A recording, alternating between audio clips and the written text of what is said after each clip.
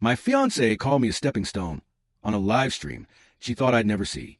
She laughed with her friends about using me for my money. So I canceled the wedding, vanished overnight, and left behind a trail of receipts she couldn't delete. This is how I expose everything, without raising my voice. My fiancée told thousands online that she only married me for money, no love, and respect. So I canceled the wedding and watched her world fall apart. I, a 32-year-old male, work as a network engineer for a mid-sized tech company in the suburbs, earning $78,000 a year, plus benefits. It's not Silicon Valley rich, but it's comfortable enough to have some savings and not sweat when the car needs repairs. I spend my days fixing server issues, troubleshooting network outages, and explaining to executives why, no, Karen from accounting can't have admin privileges just because she needs to install something for work. Most people's eyes glaze over when I try to explain what I actually do. They just know I'm a computer guy who fixes things when they break. Let me give you some background about myself, since it matters for context. I grew up in a small town outside Columbus, Ohio. Nothing special, just middle American suburbia with strip malls and high school football as the main entertainment. My parents split when I was 12. A pretty standard divorce story.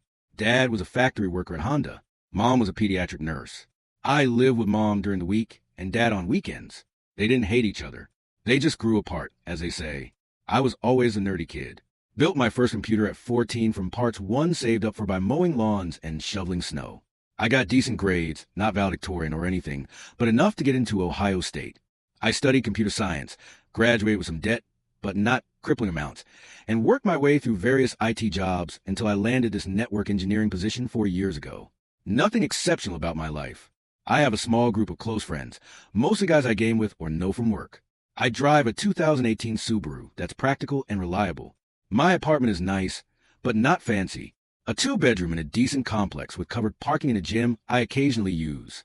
I've got a 401k that's doing okay and about $65,000 in various savings accounts because my dad always drilled into me.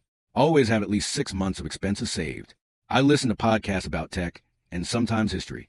Play video games to unwind and watch sports sometimes. But I'm not the guy who gets angry when my team loses. Just a normal, stable dude. My fiancée, Amber, was everything I wasn't. 27, a marketing coordinator at some trendy downtown agency with exposed brick walls and kombucha on tap, making about $65,000 a year, but living like she was pulling 6 figures. Drop dead, gorgeous, blonde, gym-toned, always dressed like she was heading to photo shoot, even if we were just grabbing groceries. When we first met at my buddy Dave's housewarming party 3 years ago, I couldn't believe she even talked to me. She was way out of my league, at least physically. I still remember that night. I was in the kitchen getting a soda when she walked up. "You're the only guy here not trying to get my attention," she said. "So, naturally, you got my attention." I mumbled something about not being great at parties. She laughed like I'd said the funniest thing ever. "I'm Amber," she said, holding out her hand. "Mike," I replied, probably looking like an idiot. We talked for 2 hours straight. She seemed genuinely interested in my boring job, asked follow-up questions, laughed at my awkward jokes. I figured she was just being nice until she put her number on my phone and said, "Text me tomorrow." Not tonight. Tomorrow, so I know you're interested, but not desperate. I texted at exactly 1 p.m. the next day. We went on our first date that weekend. Fast forward 2 years, and I proposed a ring that cost me $4,800, nearly 3 months' salary that I had to save up for by cutting back on literally everything else. I remember eating ramen for dinner 3 times a week for months, while still taking her to nice restaurants, because it would be suspicious if we suddenly started going cheaper places. The look on her face when I pulled out that ring was worth every penny, though, or so I thought. Our relationship was good, or so I thought. Sure, there were little things that bothered me. She got annoyed that I didn't want to go out every weekend. She rolled her eyes when I suggested staying in to watch a movie instead of dropping $200 on dinner. She called me practical to a fault while she maxed out credit cards on designer bags that all looked exactly the same to me. But she seemed to love me and I loved her. The thing about Amber is she's obsessed with social media like pathologically addicted. Instagram, TikTok, Facebook, Snapchat, you name it, she's posting on it. Everything from what she ate for breakfast to cryptic quotes when she's in a mood. At first, I thought it was cute, then annoying, then just accepted it as part of dating someone born after 1990. "Babe, no one cares what your lunch looks like." I'd say my followers do. She'd snap back. "Some of us actually have a social presence. Not everyone wants to be invisible online like you." She had about 12,000 followers, not influencer level, but enough to get free stuff sometimes from local boutiques and think she was building her personal brand, whatever that means. Our social media presence as a couple was carefully curated. I appeared in maybe 1 out of 20 posts, usually looking candid after she made me pose 15 times. According to her Instagram, we were this perfect couple who went on amazing dates, took fantastic vacations, and never argue about her spending $300 on a purse when our hot water heater needed replacing. I guess what I'm trying to say is I knew she was high maintenance. I knew she was a bit shallow, but I thought underneath all that was someone who genuinely cared about me. Spoiler alert, I was wrong. So, anyway, about a month ago, she tells me she's doing a girls' empowerment night with her work friends Megan and Kylie. Just face masks, snacks, and talking about career goals or whatever. She kissed me goodbye around 6:30, texted me at 7:15 with "Miss you already, babe," and I settled in for a night of peace. I ordered a pizza, fired up my gaming PC to play some Elden Ring. Around 11, I realized something weird. She hadn't posted a single thing all night. This is a woman who takes pictures of her shadow if it looks aesthetic. Not one boomerang of them doing face masks. No group selfies. No Instagram story of them dancing to Taylor Swift. Strange. I remembered this old burner Instagram account I made like a year ago when I was helping my company test some social media analytics tool. Different name, 2487. No profile picture. 0 posts. I log in out of curiosity and search for Amber. There she was on Instagram Live titled Girl Boss Night with about 45 people watching. I clicked. The camera was propped up on what looked like a water bottle. Amber and her friends were sitting on her friend's sectional sofa, sparkling water and snacks on the coffee table. They were all giggly, talking over each other and acting super energetic. Amber was reading comments from her phone. "Thanks, Jenny loves 94. Yes, this is my natural hair color." Then someone asked, "How's wedding planning going with the IT guy?" Megan leaned into frame. "Yeah, Amber, is Mike even involved, or are you doing everything?" Amber rolled her eyes dramatically. "Mike is, what's the word? He's so freaking basic. He's financially stable, which is the only reason I'm still with him. Good credit score, no debt, actual savings account. But God, the man wears the same 3 button-downs and thinks Olive Garden is a date night." They all laughed. Kylie chimed in. "But he bought you that fat rock." Amber held up her hand, her 1 1/2 carat diamond sparkling. "Yeah, only because I showed him exactly which one to buy and told him if it wasn't at least as big, I'd say no. Took him forever to save up for it. Too. Like, just put it on credit like a normal person." Then she looked directly at the camera and said, "He's a stepping stone, not the destination. Once we're married and I get my business off the ground, who knows? People grow apart." She winked. Kylie laughed. "Savage." Someone in the comments wrote, "Does he know you feel this way?" LOL. Amber smirked. "He doesn't watch my lives. He's probably playing video games like a teenager." Then she took another sip of her sparkling water and changed the subject to some diet she was trying. I sat there, controller forgotten in my hands, feeling like someone had punched me in the stomach. My brain kept replaying her words.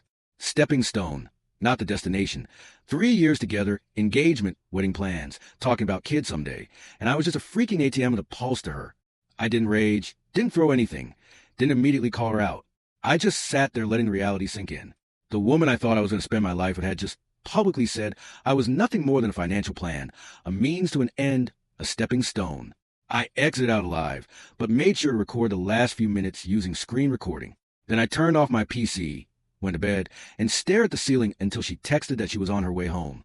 Next morning, she comes home in workout clothes that cost more than my monthly car payment, drops her overnight bag, gives me a quick peck, and immediately starts making her detox smoothie with ingredients that cost about $15 per serving. "How was your night?" I asked, keeping my voice neutral. "So fun. Just what I needed." Megan's thinking about leaving her boyfriend. "He's such a loser," she said. I nodded. "Cool. What did you do?" She asked, not looking up from her phone. "Nothing much. Played some games. Watched a movie," I replied. She muttered, already scrolling Instagram. That's when it hit me. I'd spent 3 years with someone who saw me as nothing but a financial plan. I remembered all the little comments that should have been red flags. "When are you going to ask for a raise?" "Jake in my office makes way more than you." "Can't we go somewhere nicer for vacation?" "My followers will think I'm dating a broke guy." "Don't you want to apply for that management position?" The salary bump would help with the wedding. Every conversation circled back to money, status, appearances. She critiqued my clothes, my haircut, my car, all while spending my money on her lifestyle. In the 3 years we've been together, she never once asked about my dreams, my childhood, what made me happy. And like an idiot, I've been too grateful that a hot girl was interested in me to notice she was just using me. Let me give you some examples of how one-sided things were. 1. My dad had a health scare last year. Possible heart attack that turned out to be severe indigestion. I was worried sick. Amber's response: Can we talk about this later? I'm trying to finish this sponsorship post. 2. I got passed over for a promotion I really wanted. When I told Amber, she said, well, maybe if you dress better for work, people would take you more seriously. Want me to help you shop for better clothes? Not I'm sorry or that sucks. Just immediately how it was my fault. 3. For my 31st birthday, I want to have a few friends over for grilling and games. She vetoed it because it wouldn't look good on Instagram and instead organized a dinner at a trendy restaurant where she invited her friends, took tons of photos, then spent the entire time talking to them while I sat there feeling like a prop. 4. Every time we visited my parents, she'd be on her phone the whole time, then complain on the drive home about how boring they were. But I had to be fully engaged and charming when we visited her family. The list goes on. For 3 years, I've been making excuses for her behavior. She's just stressed. She grew up differently. She has high standards. But watching that Instagram live cut through all the nonsense, this wasn't love. This was a transaction to her. And I was getting the raw end of the deal. For the next week, I played it cool. I went to work, came home, acted normal. But inside, I was taking inventory of our relationship, our finances, our future. Not out of anger, out of self-respect. Because I realized something. I deserve better than being someone's stepping stone. While Amber was busy posting wedding inspiration boards and honeymoon destination polls, I was methodically untangling our lives. First, I did a full accounting of our finances. Here's how things stood. My annual salary, $78,000 before taxes. Her annual salary, $65,000 before taxes. My savings, approximately $65,000 across various accounts. Her savings, about $4,300, which disappeared whenever a designer had a sale. Joint savings for wedding and honeymoon, $32,400, of which I contributed $28,000. My retirement accounts, $112,000. Her retirement account's zero, because that's for old people. Monthly rent, $2,200. I paid $1,700. She paid $500 because my job is more stressful. Utilities, 100% me. Groceries, mostly me except for her specialty items which she bought. Her credit card debt, $22,000 across 4 cards. My credit card debt, zero, because I pay it off monthly. Looking at it laid out like that was a wake-up call. I was being financially drained while she was living beyond her means on my dime. Next, I called a venue where we booked our wedding, a $15,000 deposit, mostly from my savings. I explained the situation to the manager, a middle-aged woman named Karen. So you're calling to cancel? She asked. Not exactly, I replied. I'm calling to see if I can transfer the reservation to a different name and get my deposit back. We don't usually. My fiancée publicly announced she's only marrying me for financial stability and plans to leave me once she gets what she wants. I have video evidence. Silence. Then let me see what I can do. Karen came through. Not only did she agree to refund my deposit, but she also put a note in their system that Amber couldn't rebook the date if she tried. The refund would take 30 days to process, which worked perfectly for my timeline. Next, I contacted our honeymoon resort in Bali, an $8,200 package, fully refundable up to 60 days before. Easy. I called my bank and explained I needed to separate our finances discreetly. The joint savings account had about $32,400 in it, roughly $28,000 of which was my money. I had documentation of all my deposits. The banker helped me move my portion to a new private account at a different bank entirely. Then I called my landlord. We'd moved into my apartment when we got engaged, but only my name was on the lease. I need to break my lease early, I explained. Personal emergency. That's a $2,000 fee, he replied. What if I found you a new tenant? We'd waive the fee. Perfect. I had a buddy whose lease was ending the following month.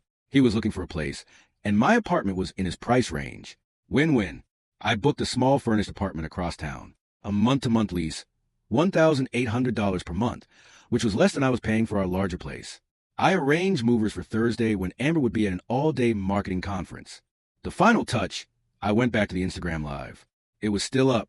I recorded the entire thing, had it transcribed, saved screenshots, not for blackmail, for closure, so that when my mind tried to gaslight me later with maybe it wasn't that bad, I'd have evidence. Then I logged out of everything we shared. Netflix, Hulu, Amazon, even our shared photo storage. I removed my credit card from all her linked accounts. I also made a list of all the things I owned before we moved in together versus what we bought jointly. Anything we purchased together, I was leaving behind.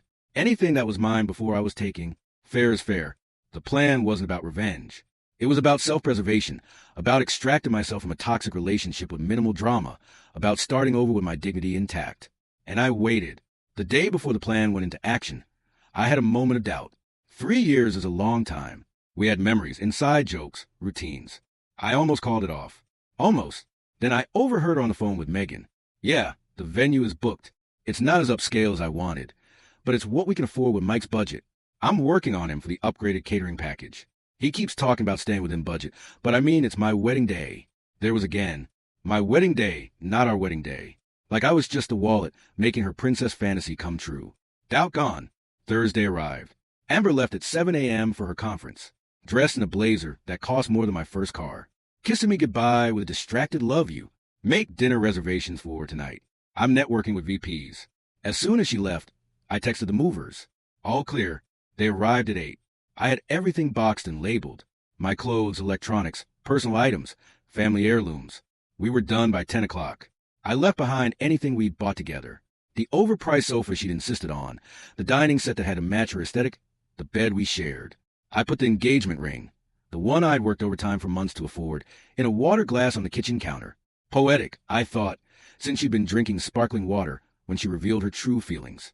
I didn't leave a note. Didn't need to. She had broadcast to the world what she thought of me.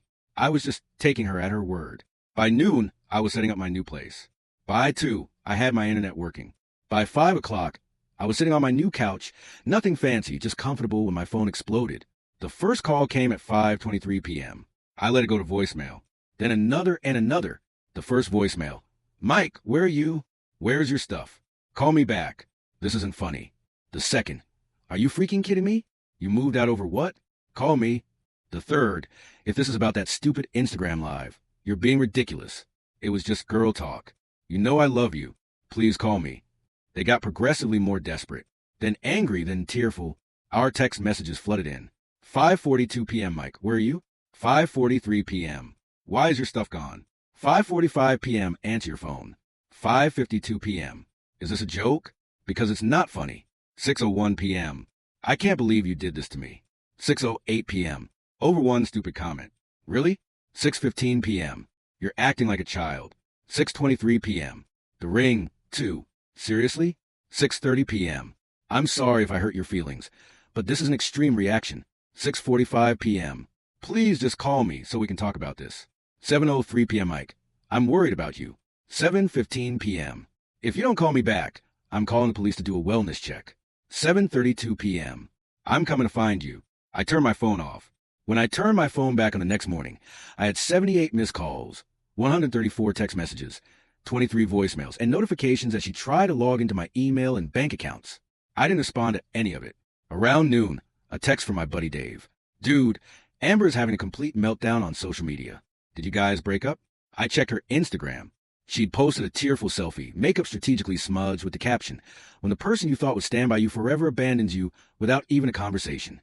Men really will waste years of your life and walk away without explanation. The comments were split. Her regular followers gave her sympathy. You deserve better, girl. Men are trash. His loss, honey. But there were others. Wasn't this the guy you called a stepping stone on your live? Didn't you say you were only with him for financial stability? I saved that live. Wanted to post it? She was frantically deleting comments, but they kept coming. By evening, she showed up at my new place. I still don't know how she found the address. Probably through a mutual friend. The building has secure entry, so she couldn't get in. She stood outside calling my name, alternating between sobbing and screaming, "Mike, please." I didn't mean any of it. It was just stupid girl talk. You can't throw away 3 years over one mistake. I love you. The wedding is in 4 months. What am I supposed to tell people? I watched from my window, 4 floors up. I felt nothing. Not anger, not heartbreak, not satisfaction, just peace. Like I'd removed a parasite that had been draining me for years. Security eventually asked her to leave, or they'd call the police. She left, but the text continued. You're being so immature. I can't believe you did this to me. What about the venue, the flowers, my dress? Notice how it was all about her. Not once did she say she missed me. Just what I provided. The final blow came when she realized what else I'd done. Why is my credit card declined? Did you cancel our cards? I hadn't. I'd simply removed mine as the backup payment method on her maxed out cards. I finally sent one text. You said, I was a stepping stone. I'm just helping you move on to that destination you mentioned. Good luck with your journey. Her response was immediate. That's not fair. And you know it. I was just talking nonsense with my friends. Everyone does that. I didn't reply. She tried a different angle. What about all the wedding deposits? We're going to lose thousands of dollars. I didn't reply. She escalated. My parents already bought plane tickets. What am I supposed to tell them? I didn't reply. She tried guilt. I thought you were different. I thought you really loved me. I didn't reply. She tried threats. I'm going to tell everyone what a jerk you are. I didn't reply. She tried one last plea. Can we please just talk in person? I still love you, Mike. After 24 hours of silence from me, she posted again on Instagram. This time, an angry rant about how men can't handle strong women, run away from confrontation, and break promises when things get tough. Again, the comments were mixed. Her die-hard followers supported her, but others were skeptical. Someone had apparently recorded parts of her Instagram live, and it was circulating. Her attempts to play victim were backfiring. I still said nothing. A week passed. I went to work, came home, started rebuilding my life. I told my boss what happened in case Amber tried to contact me at work. He was supportive, said to take time off if I needed it. I didn't. I got texts from mutual friends asking what happened. I kept it simple. Amber made it clear she was with me for financial stability, not love. I believed her and acted accordingly. Some understood. Some thought I was overreacting. I didn't care. The hardest part was her family. Her mom called me crying, asking what happened. I liked her mom. She'd always been kind to me. I explained as gently as I could. She was quiet for a moment, then said, I'm sorry. I raised her better than that. Amber tried a new strategy. She started showing up at places she knew I frequented. My favorite coffee shop, the gym, the comic book store, always coincidentally there. When I arrived, I changed my routines. Then she tried mutual friends. Asked them to talk to me to arrange accidental meetings. Most refused. Those who tried got shut down quick. She made her feelings clear. I told them I'm just respecting her honesty. Through it all, I maintained radio silence with her directly. No calls, no texts, no emails. I knew that any engagement would just prolong the pain and drama. This wasn't about punishing her. It was about respecting myself enough to walk away from someone who saw me as a means to an end rather than a partner she truly loved. 2 weeks passed. I blocked her on everything and focused on rebuilding. I got a promotion at work. Turns out, when you're not constantly being told you're not good enough, your confidence improves. I started hitting the gym again, reconnected with friends she deemed not good enough for our social circle. Then the financial reality hit her. See, Amber had been living well beyond her means, counting on my income and savings to cover the gap. Without me, things fell apart fast. First, she couldn't make rent. My former landlord contacted me saying she was 3 weeks late and asking if I knew how to reach her. Not my problem anymore, I replied, but I know someone looking for a place if you need to fill it quickly. Next, her car got repossessed. She'd been making minimum payments on a BMW she couldn't afford. And without my loans that never got repaid, the bank took it back. Then her friends started distancing themselves. Turns out Megan and Kylie liked partying with Amber when she was covering the bill with my credit card. Without that, they found other friends. The real karma, though, that marketing conference she attended on the day I moved out. She'd been trying to network for a new job, a higher paying position at a bigger agency. She got the job and then lost it when the hiring manager saw her social media meltdown. In her industry, public image matters and hers had tanked. I know all this not because I was stalking her or asking around. I know because she couldn't stop herself from documenting her downfall on social media interspersed with cryptic quotes about betrayal and finding your strength. She emailed me from a new address since I had blocked her main one. Mike, I'm desperate. I can't make rent. My car is gone. I might lose my job. I know I don't deserve it, but I need help just alone to get back on my feet. I'll pay you back. I swear. Please. I have nowhere else to turn. I waited 3 days and replied, that sounds really challenging. Have you considered that maybe this is just a stepping stone to something better? People grow apart from their financial problems all the time. Good luck with your journey. Was it petty? Maybe, but it felt damn good to throw her words back at her. She must have shown my response to someone because my phone blew up with texts from her friends calling me heartless, cruel, a monster for abandoning someone in need. I sent them all the same thing, a link to the saved Instagram Live, where her friend had revealed her true feelings about me. The text stopped. Around this time, I got an unexpected message from Kylie, one of her friends who had been there during the infamous live. Hey, Mike, I know you probably hate me, and that's fair, but I wanted to say I'm sorry for laughing along with what Amber said that night. It wasn't cool. She's been saying that kind of stuff for a while, and I just went along with it. You seem like a good guy, and you deserve better. I appreciated the apology, but didn't pursue the conversation. I was moving on. The final update came last week. I heard through mutual friends that Amber had to move back in with her parents in the suburbs. Her personal brand collapsed when someone created a compilation video of all her materialistic posts alongside the clip of her calling me a stepping stone. She lost most of her followers and with them her identity. Her parting shot was a long Instagram post about her journey of self-discovery and how she was taking time to reflect on toxic relationship patterns. She never admitted what she did wrong, never took responsibility for her actions. Classic Amber. Meanwhile, I'm dating again.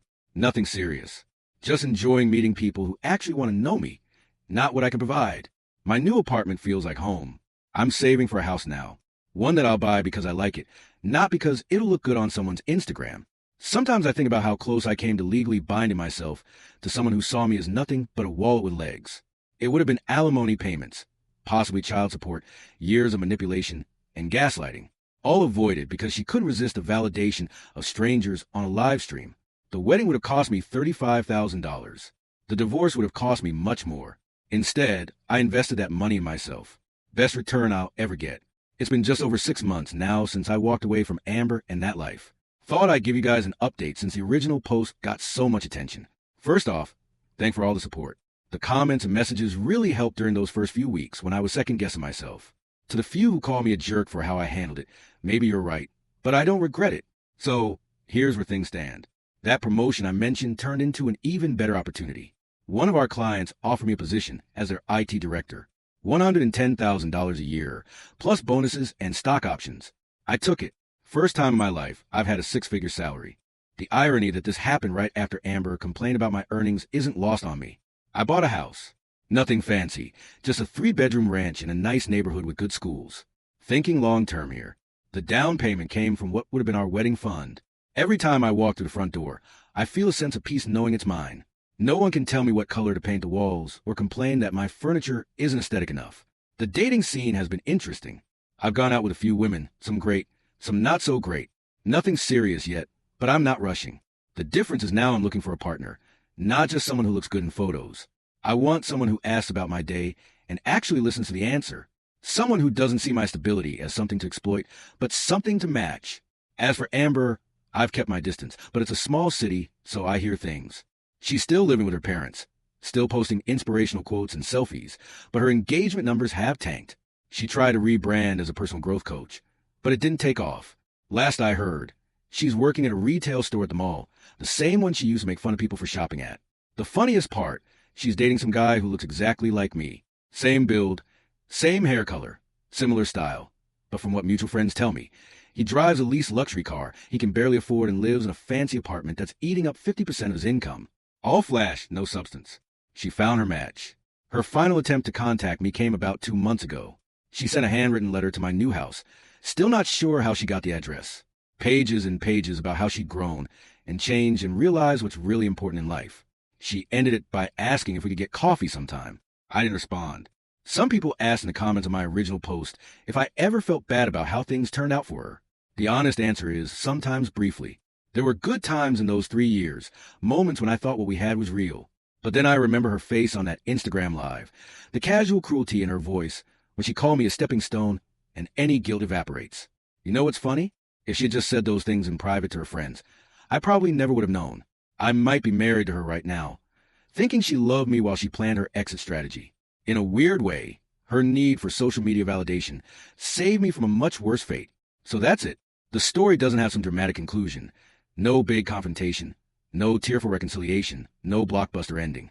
Just me building a better life on my own terms while she deals with the consequences of her actions. And if there's a lesson here, I guess it's this. Pay attention to who someone is when they don't think you're watching. That's who they really are.